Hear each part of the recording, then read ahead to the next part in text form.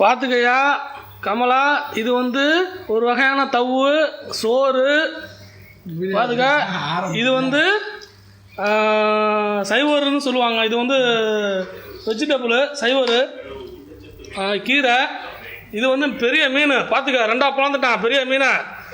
பெரிய மீனை பிளந்து சோறை எடுத்து வச்சுட்டான். கரண்டி கிடக்குறா தனியா 3 கரண்டி. பார்த்துக்க, 3 கரண்டியில் சாப்பிட போகிறான். பெரிய மீன் இது. மக்கா பெரிய மீனில் வச்சு வெளுக்க போகிறான்.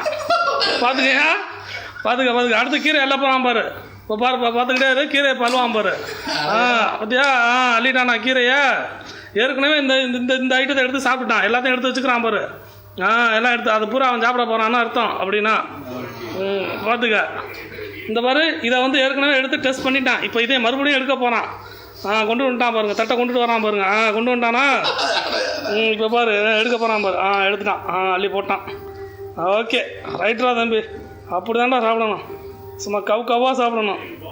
இதோட சாப்பாடு மட்டும் எவ்வளோ தெரியுமாயா? நம்ம ஊர் காசுக்கு 150 ரூபா. கம்மி தான். ஆமாம். பார்த்துக்க, கம்மி தானா அதுவும்.